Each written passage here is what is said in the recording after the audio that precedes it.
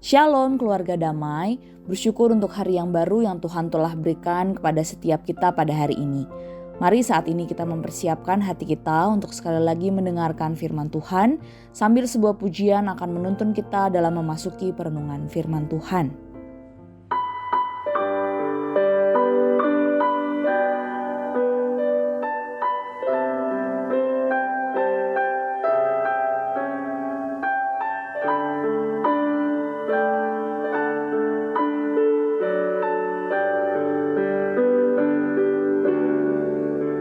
Bila nampak olehku berjuta bintang di angkasa, ku tak faham yang dilukiskannya.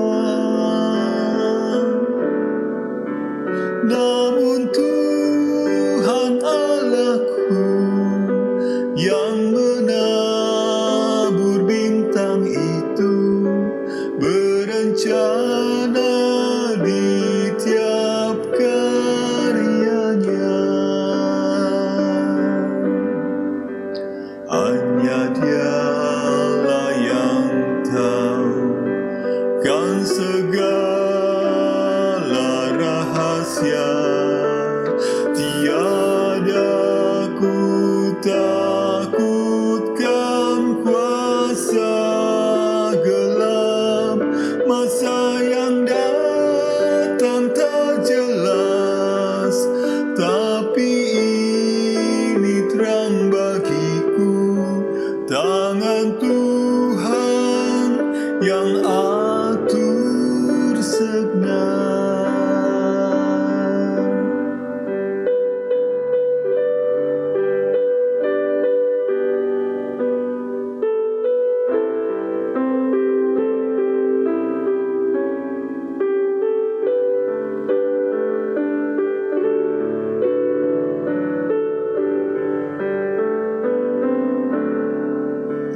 Dalam dunia yang kejam, ku bertelut serta bertanya, oh mengapakah salibku berat? Sabda Tuhan padaku, oleh karena kau setiawan, dikuatkannya ku tak pernah. Hanya Dialah yang tahu kan segala rahasia. Tiada ku takutkan kuasa gelap, masa yang datang tak jelas, tapi ini terang bagiku, tangan Tuhan yang atur segenap.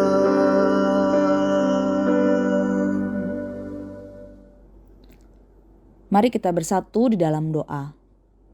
Tuhan Yesus, terima kasih Tuhan untuk hari yang baru yang Tuhan berikan untuk kami pada hari ini. Saat ini ya Tuhan, kami rindu mendengarkan firman Tuhan. Kiranya Allah Roh Kudus menuntun setiap kami untuk mengerti kebenaran firman-Mu dan melakukannya. Terima kasih Tuhan Yesus, dalam nama Tuhan Yesus kami berdoa. Amin.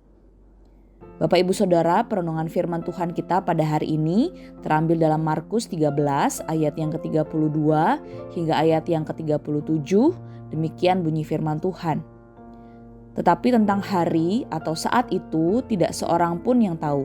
Malaikat-malaikat di sorga tidak, dan anak pun tidak, hanya Bapa saja. Hati-hatilah dan berjaga-jagalah, sebab kamu tidak tahu bila manakah waktunya tiba.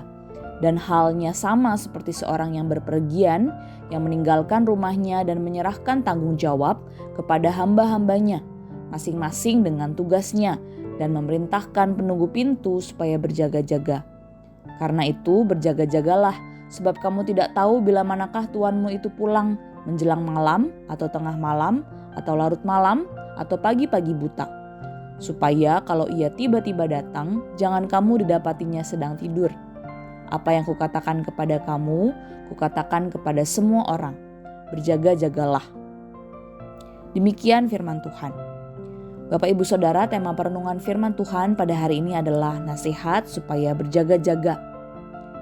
Bapak Ibu Saudara, ada ungkapan, menunggu merupakan pekerjaan yang paling membosankan. Ungkapan ini ada benarnya karena masa penantian yang berkepanjangan tanpa mengetahui dengan jelas kapan tiba waktunya kerap membuat orang menjadi jemu, lelah, kesal, dan lengah. Akibatnya berbagai kenikmatan dan daya tarik dunia yang begitu menggoda akan membuat kita gampang jatuh ke dalam dosa. Bapak Ibu Saudara, bacaan Alkitab kita pada hari ini merupakan bagian akhir dari khotbah tentang akhir zaman. Yesus memanggil kita untuk senantiasa waspada dan berjaga-jaga supaya tidak lengah dalam menantikan kedatangannya yang kedua.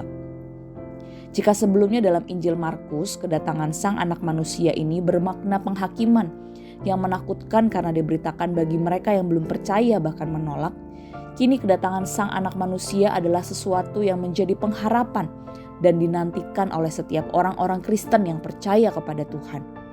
Saat itu adalah masa di mana orang-orang pilihan dikumpulkan dan Tuhan Yesus mengajarkan kepada setiap muridnya untuk berjaga-jaga hingga hari itu tiba.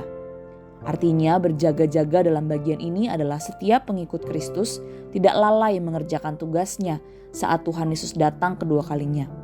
Dengan melakukan tugas panggilan pelayanan dengan sungguh-sungguh, seorang murid sedang memenuhi perintah Tuhan untuk setia berjaga-jaga. Tuhan Yesus memberi perintah, hati-hatilah dan berjaga-jagalah.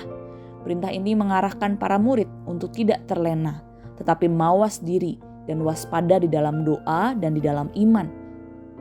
Semua itu dilakukan karena para murid digambarkan seperti hamba-hamba yang berjaga di tengah malam menanti-nantikan Sang Tuan dan tidak tahu kapan persisnya Sang Tuan itu datang.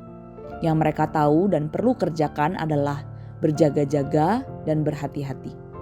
Berhati-hati dengan segala hal-hal duniawi, permasalahan, ajaran-ajaran yang tidak tepat, bahkan pergumulan-pergumulan yang membuat kita ragu, putus asa, putus harap, meragukan Tuhan, bahkan undur dari iman. Jangan sampai hal itu terjadi kepada kita sebagai murid Kristus. Meskipun kita tidak tahu kapan Tuhan Yesus akan datang kedua kalinya, tetapi kita tahu bahwa benar saatnya akan tiba. Ia akan datang dan menjumpai setiap kita masing-masing. Setiap kita pun akan bertanggung jawab di hadapan Tuhan atas kehidupan kita. Mari Bapak Ibu Saudara, hingga saatnya nanti kita tetap setia, berjaga-jaga, mengerjakan apa yang Tuhan percayakan untuk kita lakukan dengan setia. Kiranya anugerah Tuhan terus memampukan kita untuk tetap kuat di dalam iman, tetap setia, berjaga-jaga, berhati-hati sampai Tuhan Yesus datang kedua kalinya. Mari Bapak Ibu Saudara, kita bersatu di dalam doa. Tuhan Yesus, terima kasih untuk kebenaran firman Tuhan yang mengingatkan kami untuk berjaga-jaga dan berdoa sambil menanti kedatangan Tuhan yang kedua kalinya. Kami memohon agar anugerah Tuhan sendirilah yang menguatkan iman kami, agar tetap setia dan menghargai anugerah yang Tuhan sudah berikan untuk kami. Pakai hidup kami ya Tuhan untuk memuliakan nama-Mu. Terima kasih Tuhan, kami mau menyerahkan sepanjang hari ini ke dalam tangan Tuhan. Kiranya Tuhan yang memimpin dan menyertai setiap kehidupan kami.